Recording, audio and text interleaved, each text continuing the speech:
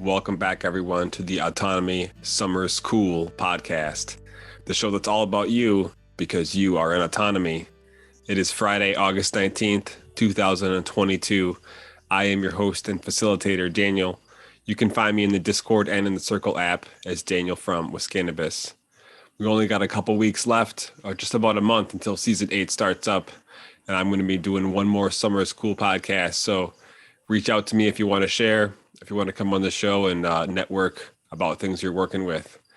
I'm really excited tonight because we have an extremely special guest to talk about the family, home life, having babies, and homeschooling children and being a stay-at-home mom. This woman also happens to be my wife, so it's a very unique opportunity to listen to a husband and wife talk about what the journey is like, going from being young people working to having multiple children and finding our path, homeschooling, then having a pandemic come across us, and now homeschooling is just blowing up everywhere. So hopefully the things we share tonight can assist you or someone you love who is overcoming maybe some obstacles in their path to educating their young ones. I'm going to get a tech check ready, and we'll be right back to rolling into our special guest. All right. So welcome, Elle. Welcome to the podcast. As you can see, we're sitting in a little special place with a microphone, and we're going to talk about our journey in raising kids and how we got to where we are and what that is connects to autonomy, because autonomy is kind of deconstructing what public school did to a lot of us. And for those of us who have young children, we maybe want to avoid that process so that they never have to do the step one that we do in autonomy. So maybe you can talk a little bit about what it was like from your end, being a full-time working young woman, and how your desires changed. Can you talk a little bit about what that was like? I think I always had a desire to stay at home.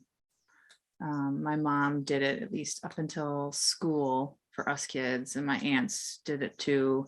It was the 80s, so that was like half and half. Like half the moms would go back to work, but a lot of them would still stay at home with their kids at least till kindergarten or first grade. Actually, I remember my mom going back to school or back to work in second grade because it was very hard for me. I didn't like it, even though I was at school all day. I didn't like knowing that she was gone somewhere else. So I always wanted to stay at home at least until school, but by the time we were married, I wanted to stay home permanently. So you're saying that the desire was kind of naturally in you. Mm-hmm. You knew it was there. Yeah, I wasn't like a career lady. I can remember that initially when you were talking to me about having children, I was kind of like, well, let's wait a little bit. And then when we discussed the child being in the home, I just said public school.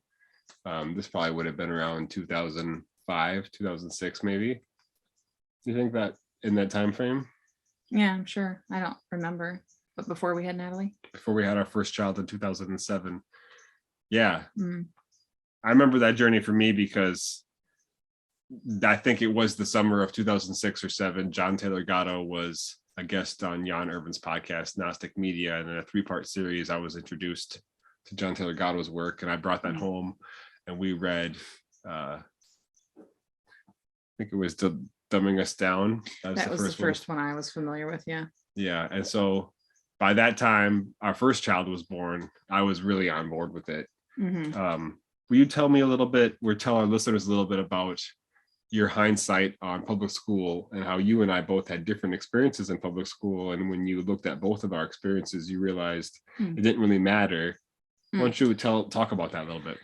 Well, I don't want to speak for you, but your experience was like not positive at all. You hated going, you got put in special ed classes just because you couldn't sit still or because you were talking or telling jokes. And so they just labeled you right away. And then your parents were going through a divorce around 9-10 probably. And that was rough. And it's just the whole move from California where it's really nice weather to here. And then, you just had a horrible school experience. And so your dad pulled you out. What year was that? Sophomore year? high school? Well, I was already a truant, so I was in the court system. Okay. And my mom kicked me out of the house. The state was trying to put me through processing. She kicked you out because you wouldn't go to school, right? She kicked me out because she could control me. Yeah. And I was out of control a little bit. I mean, really just staying out late. That was the time when I was doing a lot of LSD. So as a kid, that was the big distraction. Okay. And so my dad's like, come live here.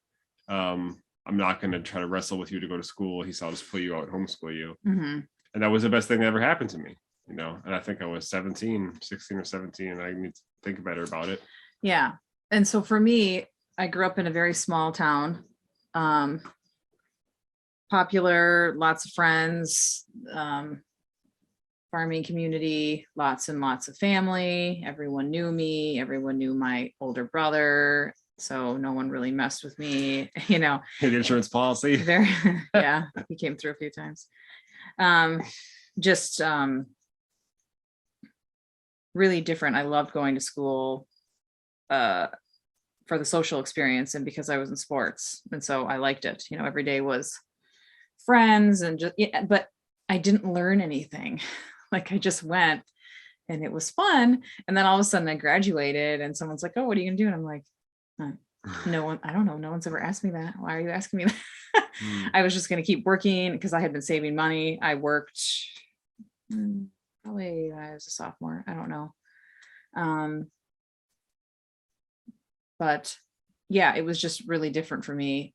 You know, school was fun. High school was fun. There was a couple rough moments here and there, you know, girls and gossiping and different things, but nothing serious for me. So, but you didn't learn anything, totally different experience. And you probably got bullied a little because you moved from California a lot. Yeah. The bullying wasn't initially from being a new student. It was bullying came years later when I was the fat, unpopular kid who skateboarded. And back then skateboarding was incredibly unpopular. You were overweight and I forget that because you're so skinny. Okay. Yeah, I plumped up real quick being in the Wisconsin winters, and my first drug was donuts. Yeah. So we had totally different experiences, but neither of us learned anything. And I think that was the thing that clicked in my head. Like, you didn't learn anything. I didn't learn anything. I didn't remember anything. I got good grades. I got decent grades, some A's and some B's and some. I think the only thing I got a C in was like chemistry. But yeah. So just like, it didn't matter what experience you had or if you liked being there or not, you really weren't learning anything. That was what stuck with me. That's what you took away from it. Yeah. I can say from my end that after listening to John Gatto, reading his book and consuming a good portion of Brett Veinott's School Sucks podcast, which came right at that time too. I think Brett had been on Gnostic Media right after Jan Irving had Gatto on that summer. So I back to back learned all about all those things, and Brett did a really good job in deconstruction. In the first like 20 episodes of School Sucks podcast, he really did a great job of having the listener look back at their own experience and be like, wow, it really was horrible.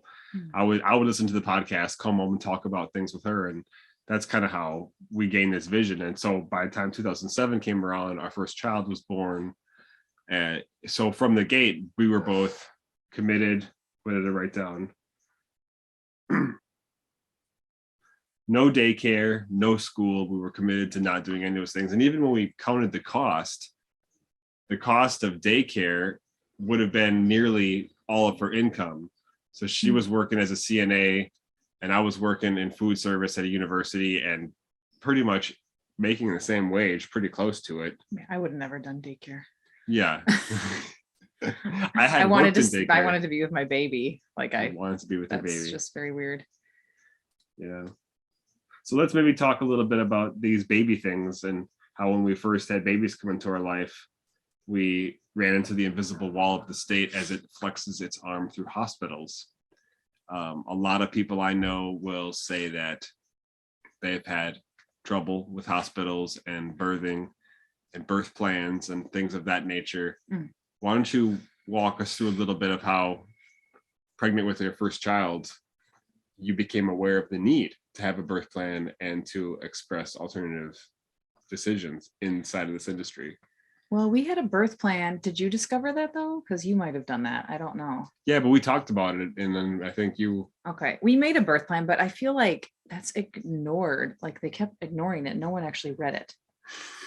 So, because like they tell you to make a birth plan and then put it on your door, and it may In the file. it may work for some legal purpose, but in the end, if they accidentally vaccinate your child, what's the point of having your birth plan on the door? We had to constantly say it. So he had to be there for me as an advocate, because when you're giving birth, you're not exactly paying attention to things or afterwards. And he was very good to have because he was stern and wasn't going to let anyone, do things they weren't supposed to. So I think that's important if you're going to go the hospital route, or you have to go to the hospital, to have someone there as an advocate that's gonna, because the doula can't do it. Remember, legally she couldn't do it. Yeah, she could not. She could be there to help, but she couldn't like say things for me. So it has to be like a relative or someone that you've given legal authority to. I don't know.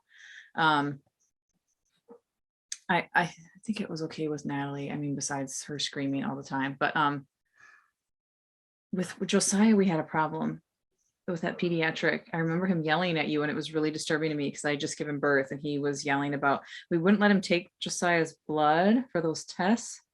Remember that? Yep. I remember in the birth plan, there was no breaking the skin. That was my verbal kung fu to shield against all needles and any type of intrusion. This child's brand new. If there wasn't an emergency, it's basically what I said in the document, was that it's under no condition except for emergency and threat of life would the skin be broken to the child for any procedure at all. And I remember the surgeon, or the pediatric doctor coming in, and he was very adamant, he wanted to do this certain test. And there's supposedly for some mental look for a defect. And I was like, no, I'm good. Like, I'm going to keep him either way. So I don't really care. Like, he's healthy. He's been born. We're not doing anything. I don't really care about your test. And really, I think there was something else they wanted to catalog. I don't really know too much about that. Like, how do they actually, I should look into that. Like, how do they actually test for certain things with newborn infants? Well, I don't know. Yeah. But, so what are some of the alternatives to being in the hospital? So we did with Micaiah, which is the fourth child, the birth center, midwife and birth center, or you can just do it in your house with a tub. I think we just are like it's a baby pool. Portable baby That's pool. not a tub. It's not a tub. But we did do it in the house because all the kids were sleeping and we have a tiny house, and I thought like it might wake them up. But I've seen really cool videos where like the kids are just present and they're there and they observe it and it's really peaceful. However, I always give birth in the middle of the night. So yeah, it's pretty regular. So I'm like, yeah, I'd rather have them sleep so they're not like up bothering me.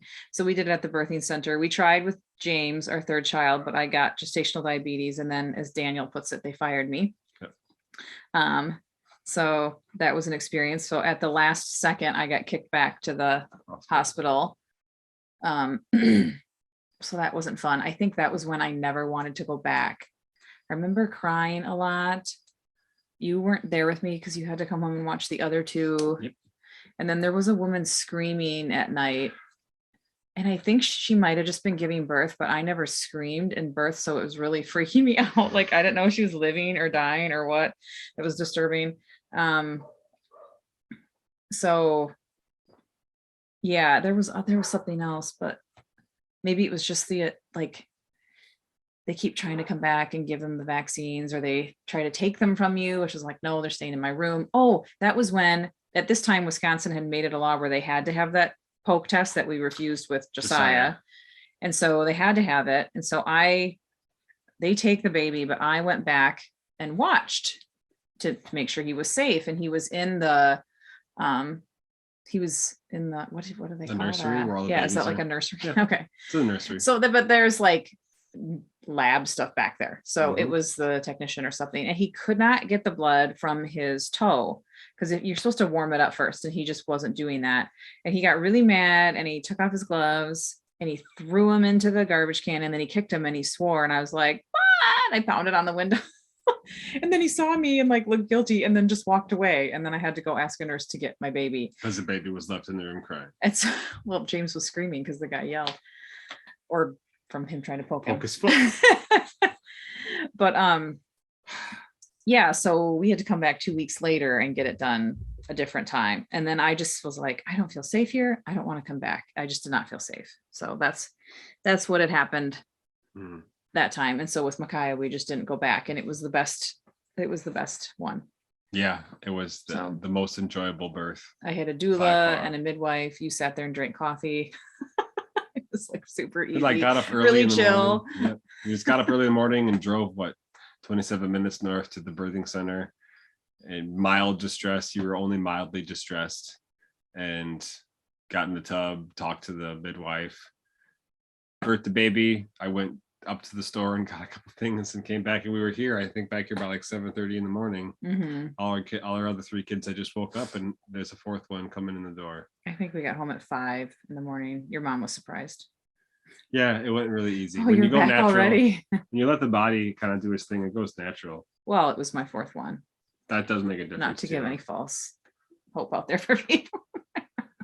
So in that kind of young stage, I remember there was a couple things we figured out that helped us have better options, because with babies, they poop it in their pants all the time, and a lot of people are going back and forth between cloth diapers, throwawayable diapers, but even something as simple as just wipes. I remember you found a great formula for homemade wipes, and we used to sit and cut a specific, like a heavy duty paper towel, cut them in half, and then stack them in bags, and you would mix this fluid together so that we'd have all natural wipes.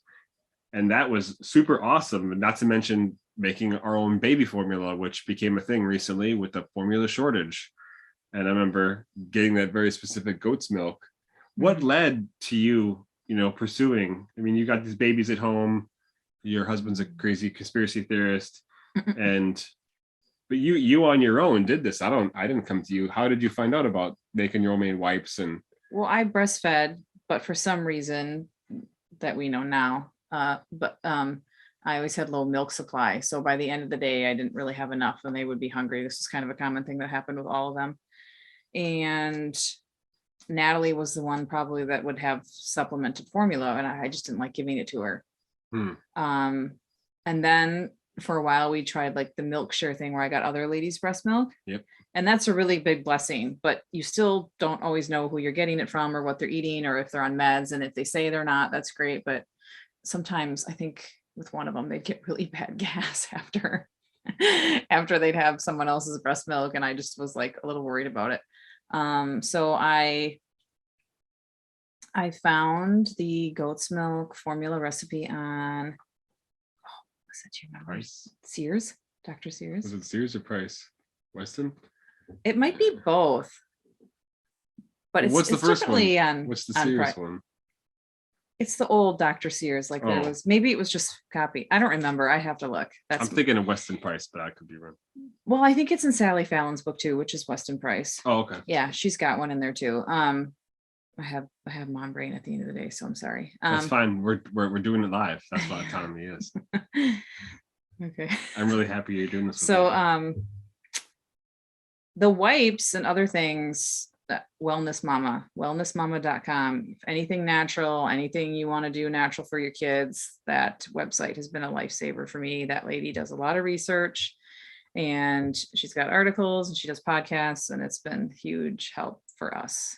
Awesome. That's when we made the wipes and we put them in that container. Yeah. It was, what were the ingredients? Do you remember? Aloe, witch hazel. Yeah. Aloe. Water. Yeah. I think it was just those 3. Yeah. It wasn't that many. I have to look it up now. It was simple. I remember, it wouldn't take us long, and we'd fill up these 2 containers, and we'd have wipes for weeks. And the cost, I mean, compared to buying wipes at the store, even like trying to go the healthy, like not alcohol burning your kid's butt, chemical laden wipes from Johnson & Johnson company. That I had read articles on like the wipes. There's some kind of chemical it's absorbing in the wipes that's like was creating like organ failure in babies or something. It was something severe, and I was like, yikes. Wouldn't be surprised if there were those GPGs or the PCGs or the whatever. It's late, like we said. I'm like saying PCP or something wrong. Yeah, it's definitely not PCPs. But moving forward, we're going to jump a big gap there, because between babies and toddlers, it's really easy going. From our perspective, and even the friends we knew, no one really wrestled with keeping their kids at home during this stage. But we have noticed, I can speak for myself, I have noticed that the first roadblock for a parent who decides to keep their children and raise and educate themselves is actually starting to educate them and going from a toddler into, say, teaching them how to read. Have you ever heard a parent or a mom tell you, I can't teach my kid how to read? Yes, but more specifically, I can't teach them. You can't teach them? They just can't teach them. They don't know how, they can't put up with them. They can't discipline them, just kind of in general. The biggest one I hear is, I need my own time, or I need free time. That's the biggest one. So you've heard mom say that they homeschooling is cool, but I need my own time. Yes. Yeah. And usually school, it's, oh, how do you do that? That's usually the comment I get. Oh, how do you do that? has anyone ever asked you if you have a degree to teach? Yes, a couple of times I said, oh, you homeschool? Do you have a teaching degree? I'm like, no. Oh, yes. You don't need one. They were concerned.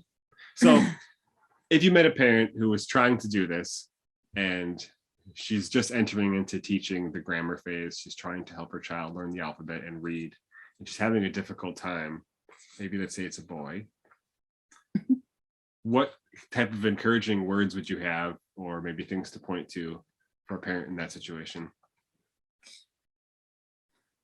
Well, sometimes you have to ask them questions like, how old are they? If they're 3, why are you forcing them to read at 3? Why are you so worried about it? Those kinds of things, depending on the age. All my kids have read at different ages, and my 8-year-old still does not read. I think that the best way to get them to read is by reading to them. I read to Natalie, our first child, all the time. And she read like on her own, like out of newspapers, out of any book at the age of 6. She could sit down and read a novel. She might do it slowly, but she could read it. It was cute over the years. Seeing that grow. We have a nickname. We don't say it too much, but I just do it when I tease her. It's called Kananaman, because she would read on her own, obviously, and then she'd come downstairs hours later and be like, oh, what's Kananaman? I'm like, I have no idea what Kananaman is. Can you use it in a sentence? And then when she'd use it in a sentence, I'm like, oh, that's cinnamon. The one that just was the one that made me laugh so much, because I'm like, yeah, it makes sense now that I'm hearing. Yep. You're learning words so fast. What's Kananaman? Yeah. That was great. But yeah, reading to them a lot, or audio books, listening. They need to listen to it. They can be read to a lot. I think if people want to go through the alphabet, it's not a big deal. I just wouldn't be like this forceful thing where it is not fun and it's like this intense, have to learn so many letters kind of thing. Do you think that parents feel pressured to do book work and check boxes to match what the state does? Yes, I think that's the number one thing I encounter with other moms, is that they are like, well, you have to do something, like you can't just do nothing. Even though self-directed learning is definitely the opposite of nothing. It's more work than doing what they do, but it's different, so they don't realize it. But no, yeah, I think that's the biggest one.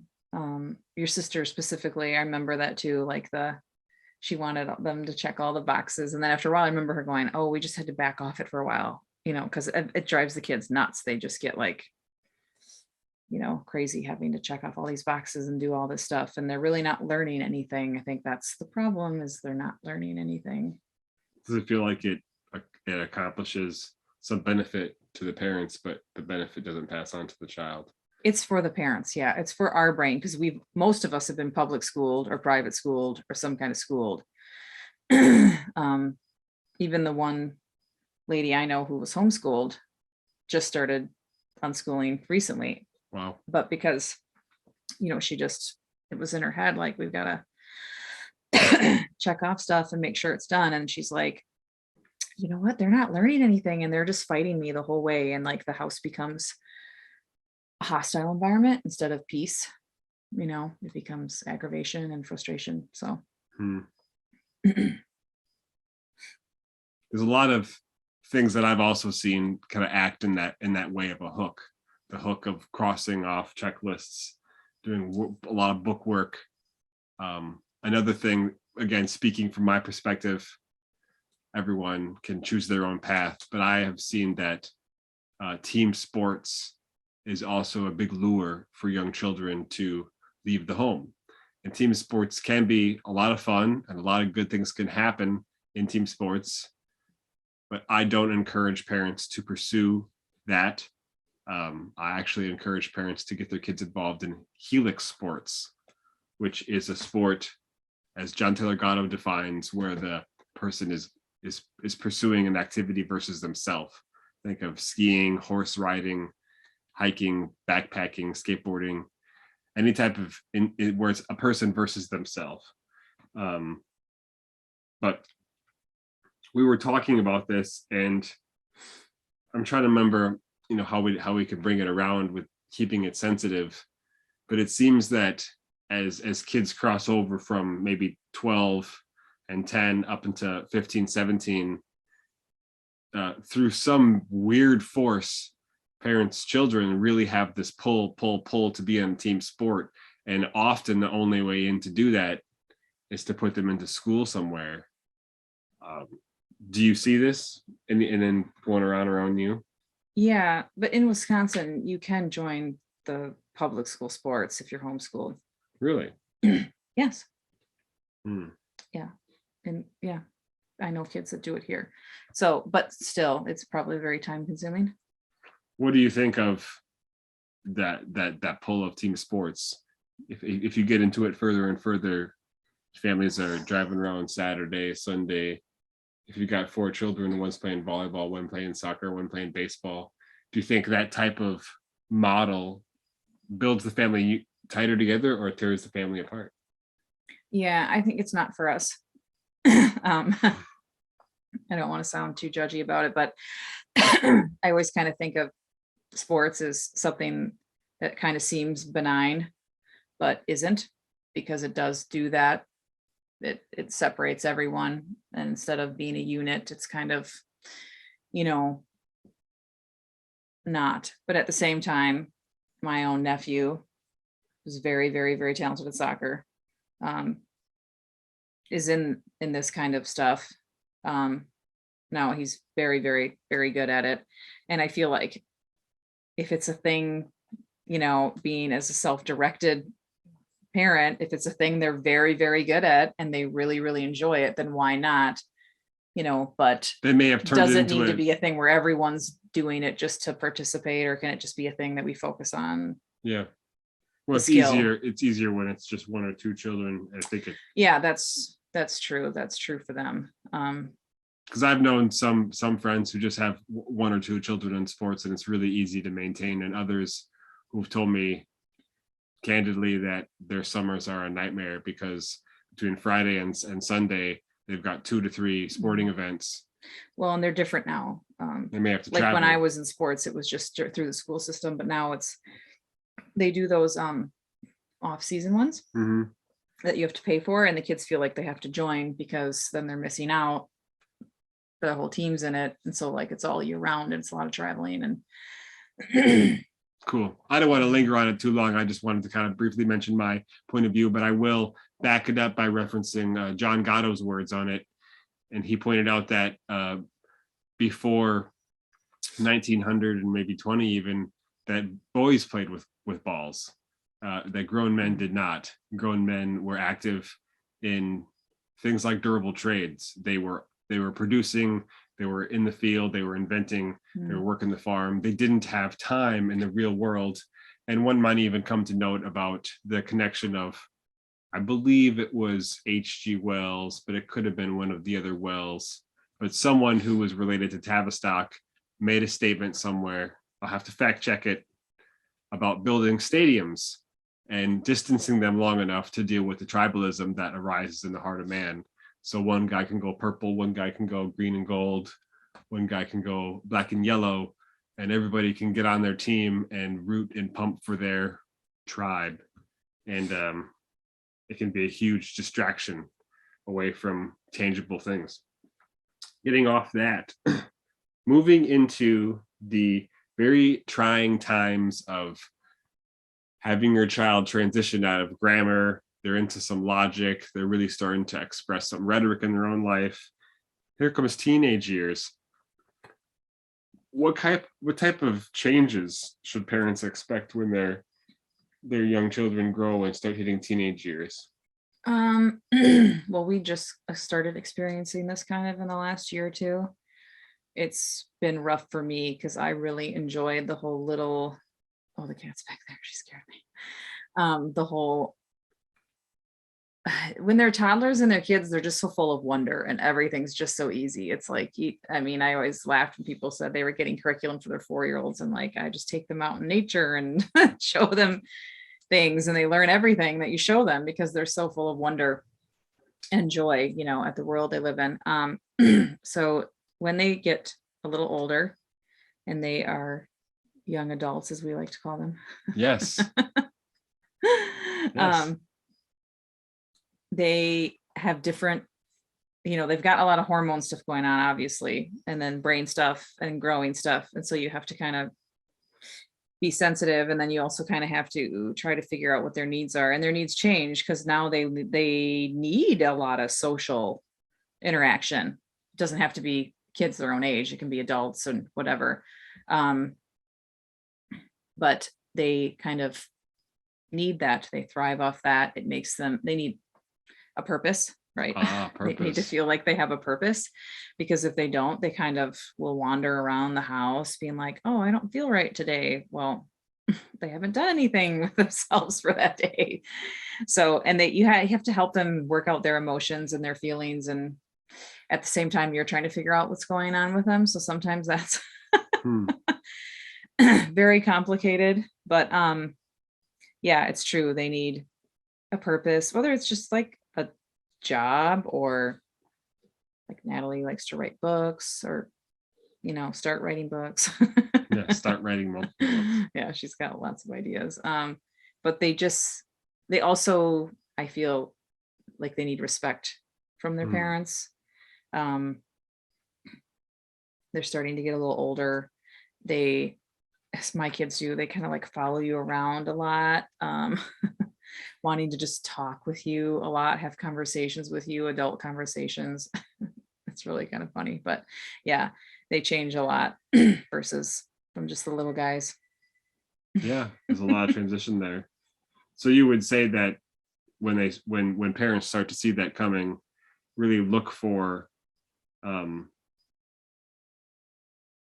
what's in the child's heart, what they might have seen in the previous years, the skill sets the child has displayed to help them guide their energies. She's stuck.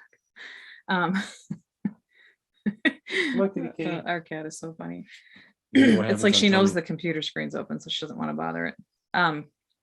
Yeah, I think ultimately the best way to, first of all, to homeschool your child at all is to completely know them. So if you spend a lot of time with them, quantity and quality time with them, you will know them.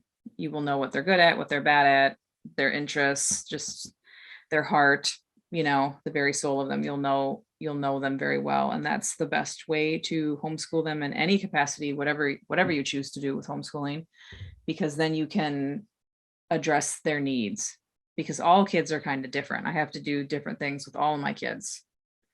That's just part of it. Flexibility is huge. Yeah, because they're all different. They're not the same. They're all different creations. So would you say you've tried to immerse each of our children into a place where they can blossom what you've seen in them? It's kind of, you're creating like 4 different molds, a different one for each of them. I'm definitely trying, but we'll see what the outcome is. I've mentioned it before in a post, or maybe I was sharing with someone, but I've discussed the self-guided / unschooling, homeschooling learning we're trying to create for our children, as seeing our children as rivers. And all we can kind of really do is guide the river. As we can put out some river banks, we can move some soil, we can plant some trees, and we can change the flow of the river, but we have to acknowledge that it's moving and it has force behind it. And if we utilize the energy of the river, i.e. the child's own desire to live with intuition, it's built into all human beings. What I would say public school does is it dams that. My experience was I went into public school and that natural curiosity was damned. It was before I even could realize it, because it happened probably by the third or fourth grade. And to release that dam and get my own energy and my own self-guided learning flowing again took a culture shock and a change to my mind that led to me pursuing learning again, because I thought I had just retired school, because you did school and then you were done with school. Mm-hmm. But now I acknowledge I'm a lifelong learner. Sorry. It reminded me of when you first tried to show me documentaries when you were first married. And I was like, I don't want to watch documentaries. I already went through school. You said that. And now I love them, but that's true. Yeah, you were the first one to kind of bring that kind of thinking into our house. Yeah, it happened. It happened to me to realize that the world isn't what we think it is. That's why people are coming into autonomy, is they are noticing this problem and they're trying to identify root causes and solutions in their own life. And that's why I'm doing this podcast. And I'm so thankful that you're here talking, because there's a lot of talk of homeschooling in our groups, and there's very few moms or wives talking about what goes on at home all day, every day, while the dads are out working. So we're getting close to wrapping up here, because obviously teenagers is where we're at, and it's the last stage a lot of parents are with their children. I would point out what you kind of said earlier as young adults. I wish I knew exactly the quote, but Gatto in the Ultimate History Lesson talks about your children being your fellow man, your fellow brother or sister. These people are going to walk with you in the world. They will only be your little children for a short time. They will be your adult children for a lot longer. How to do this with your child and keep a healthy relationship is an important thing to do. If you have a spouse at home and you're doing it and managing that relationship, it's a really tight rope to walk, and everyone needs to have some encouragement. And yeah, I like that sentence because about that, because that's how I felt. I wanted us to be a family, and I wanted us to stay a family, not some like dysfunctional way where you're locking your kids in the basement or whatever. But like, as growing up, I kind of saw me and my brother and my sister just kind of going off in our own directions, and we didn't really come back together.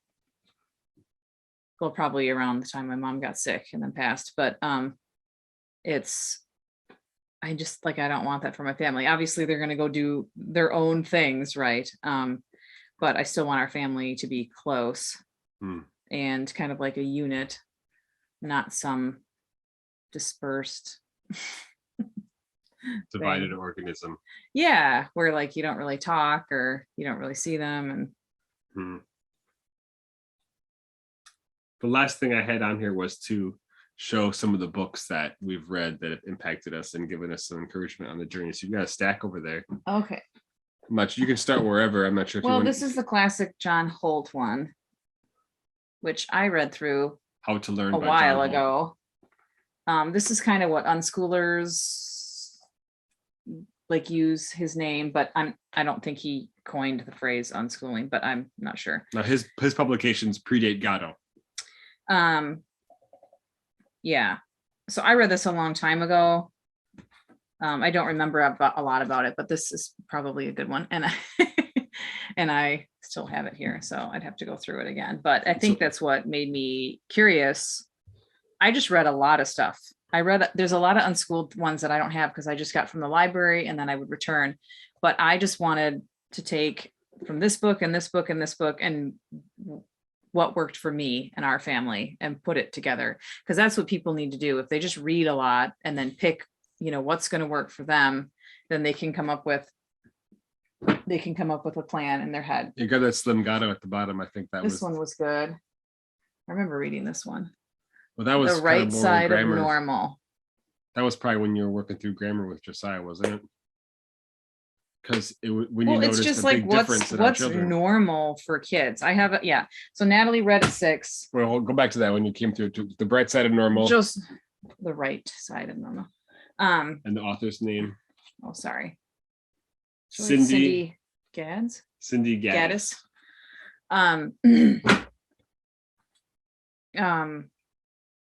Josiah didn't read till almost 10.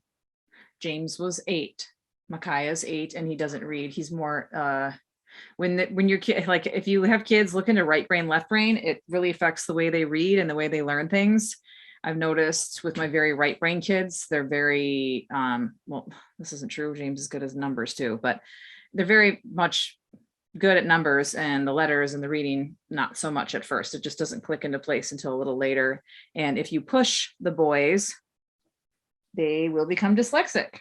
That's what happens when you push boys to read too early, too quickly. And that was starting to happen to Josiah. So I had to back off and go a different route. And there's a whole different route too to teach them too. It's called, what is it called? The one for Josiah was Blast Off into Reading.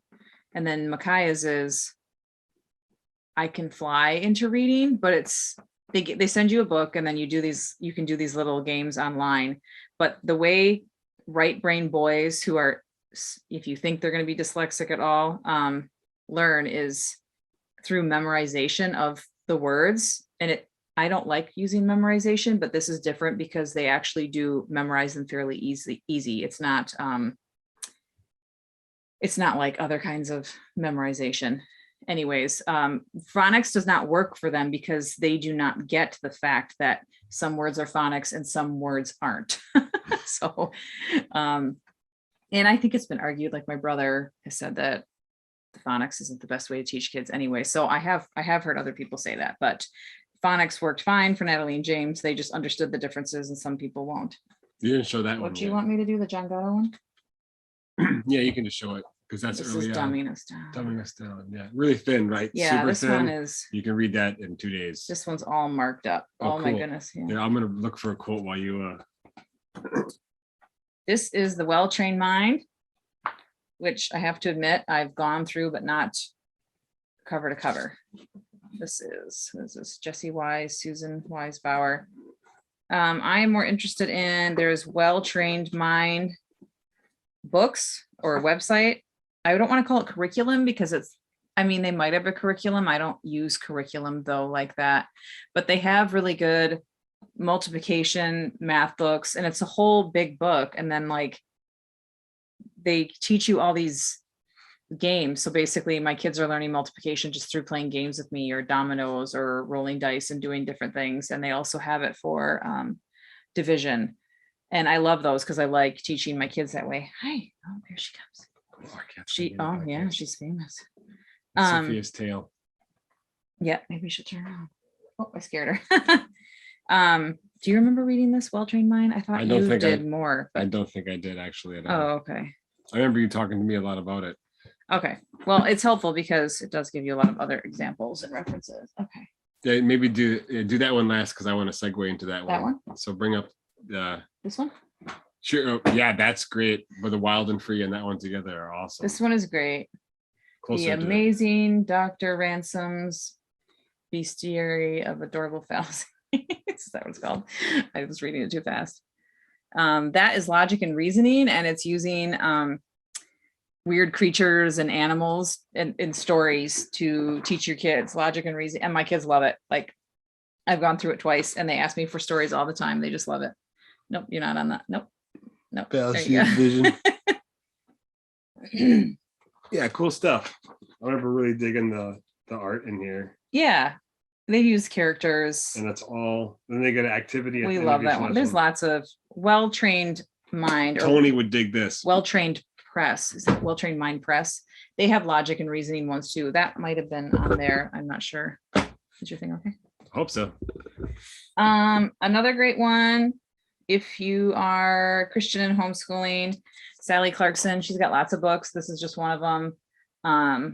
Awakening Wonder. Awakening Wonder. This is just about keeping wonder in your children, sleeping out under the stars with them, catching snowflakes, roasting marshmallows, doing all those things where we're making moments with them, because that matters.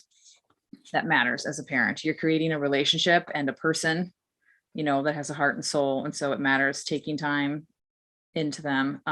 She also has a really good one called Different, which is amazing. If you have a child that's on the spectrum or any kind of anything. Our youngest is at least has sensory issues.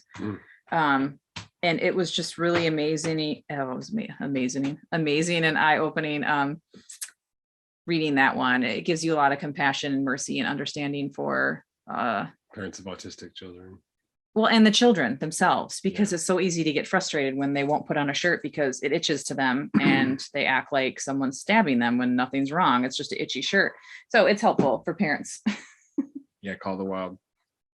Call of the Wild and Free, Daniel. Call the Wild is a book. This is big right here, because so they go into this because this is a big resource. This is the book, but the website is Be Wild and Free. Something. Look up Be Wild and Free homeschooling, and you'll find these ladies. And their podcast. I think they have a podcast. I know that.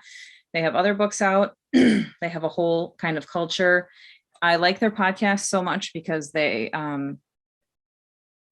just interview all kinds of moms doing anything, Waldorf, Montessori, whatever. It's just about doing what's best for your child and what clicks with your child instead of forcing something on them that doesn't work. That's what it's about.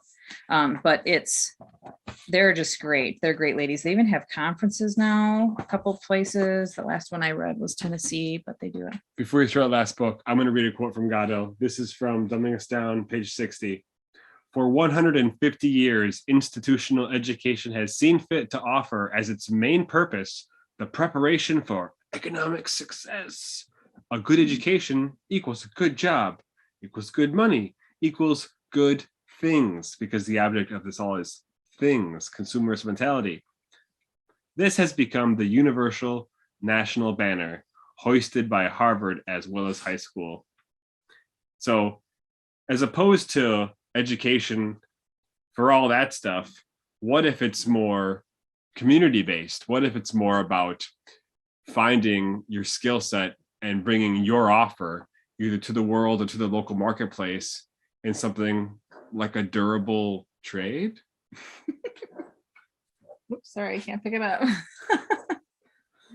So what did you find in this book?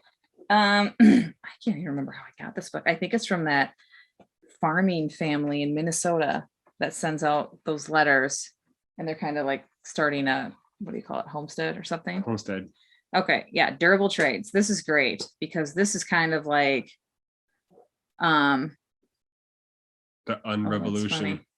As recently as 1980, homeschooling was treated as a crime and in nearly every state. Hundreds of parents were imprisoned for seeking to reclaim this pre-modern family task. Yeah, I remember listening to an interview of what's the Pearls. They homeschooled their kids in the 70s and 80s, and them talking about the fact they did it in Tennessee and it was illegal. So that's interesting. This goes through jobs, minister, tailor, author, apothecary, interpreter, anything that's gonna last the test of time, right? Like things that are always good, that have been there and are most likely probably going to be around. Plumber. So these would be the types of things that you would provide experience to your children through immersion to help find out and expose their inner giftings. For me, as a father, when I try to invest with time to create wonder in my children, she mentioned wonder earlier. I'm creating wonder. I'll take my children out to the woods. places that are either public or just, not used land. And we'll gather random wood, we'll gather stones, we'll make a fire pit, and we'll roast our own marshmallows in the woods, carving the sticks. So we'll have the whole experience of gathering, creating, sharpening sticks, and then the reward of eating a marshmallow that you got to do at the end.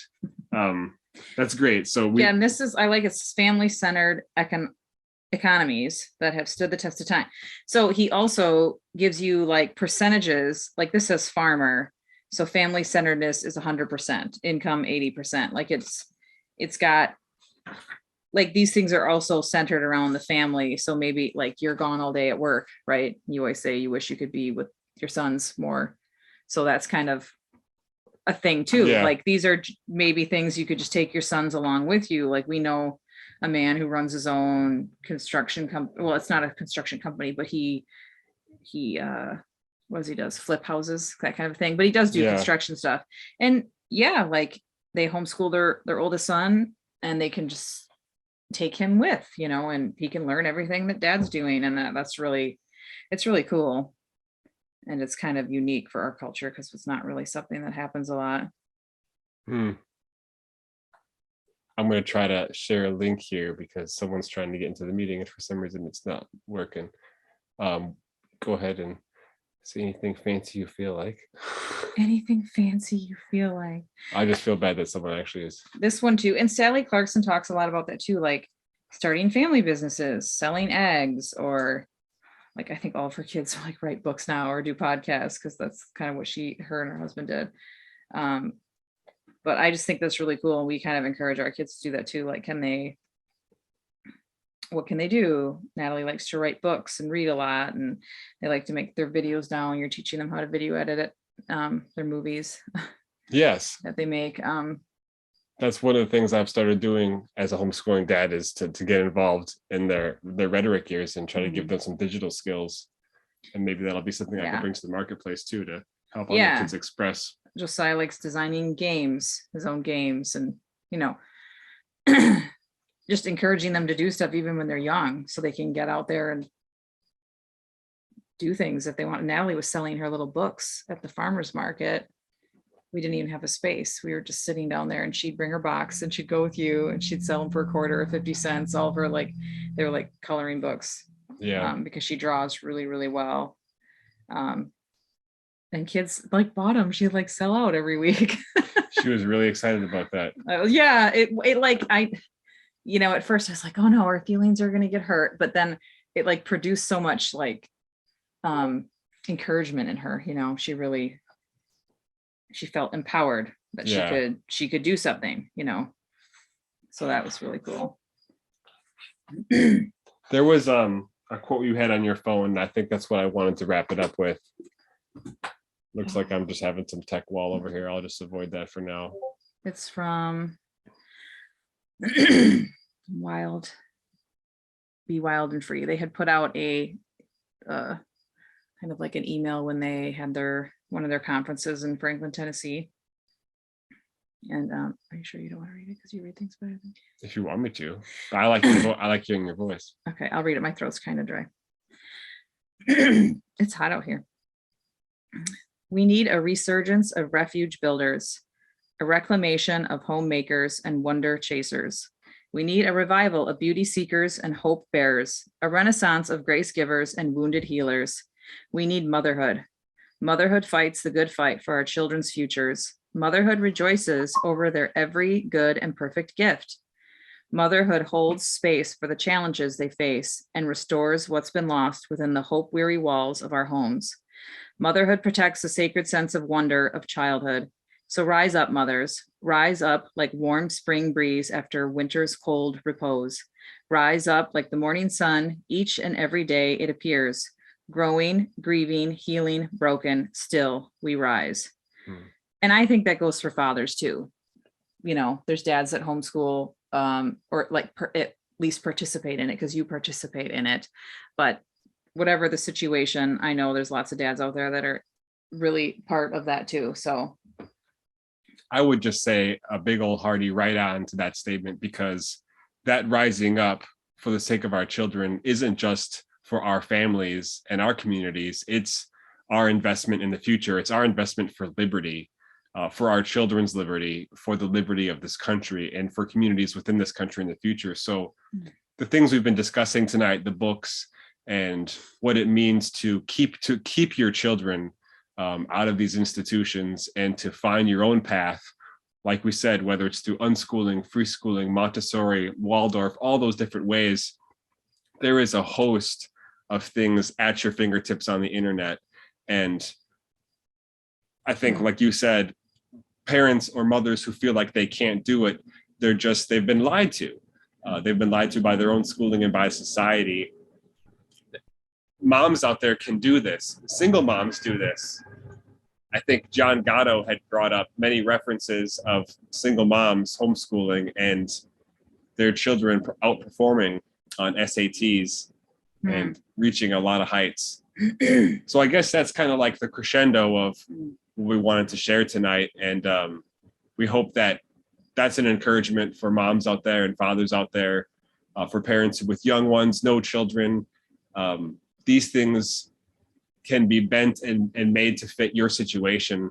And of course, I'll be in season 8 and happy to bring up any of these discussions. And maybe we can have Elle come back on and talk some more about anything that's going on. If anyone has any questions, feel free to unmute and talk. Otherwise, we might move on to wrap up, and I'll set her free to put the kids to bed. A little too. Just a little too. Cool. I really appreciate you taking the time to come out and share and put yourself in front of a bunch of potential strangers who may come back and watch this.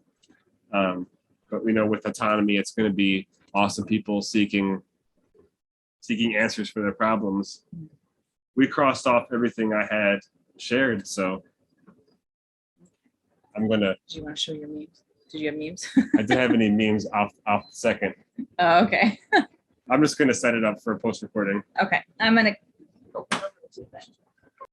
right. What a wonderful session discussing homeschooling and different paths to take. I really think that as a member of Autonomy and as someone who encourages all parents everywhere to homeschool, to unschool, or to get your child into some alternative form of education that abandons state-mandated, state-regulated educational programs, I think it's the greatest way to change the course of this country and to change the future. Your children will go where you cannot go. You will reach the grave, and your children will be what you've made them. They will have the wonder you instilled. They could have the skills that you instill. And it's probably the most amazing thing to bring a life into this world, to participate in the shaping and encouragement of that life, the cradling of that life, really, as fragile as children's are, their body and their soul. It's a beautiful thing. And for those of us who get to participate in parenthood, it can be incredibly rewarding or incredibly damaging, the things that come down 20 years down the road. I come from a broken family, a divorced home. That type of thing is so common now that it's just accepted. But I strive to give my family and to maintain as best to my ability a place where my children feel secure and safe. And I know that for fathers out there, I kind of put that out there for them, that they've been built and designed to be that, to be the stalwart, to be the sail that holds firm when the winds are intense. You want to give me a good night? Yeah. Yeah, come on. That's fine. Love you, Daddy. Love you too. Good night, tight. Daddy. See you tomorrow. See you in the morning. So that's kind of the gist. That's the gist of this week's show. We do have one more Autonomy Summer School podcast coming up, and that is yet to be determined. So once again, if anyone out there has made it this far in the replay, and hopefully if I've got it out before the next show 2 weeks from now, go ahead and message me. I'm always open to discussing. And as we move into season 8, maybe you're watching this after season 8 has started, I really encourage you to check out the mastermind groups, find a way you can connect and really expand your experience of autonomy. I congratulate anyone who takes the time to listen to this. Thank you for thinking about homeschooling your children. And I encourage you to believe that all things are possible, not only with your children, but with you. As being the learner, you only need to be one step ahead of the student you have underneath you. So have a great night, everybody, morning or evening, wherever you are. Thanks for checking us out.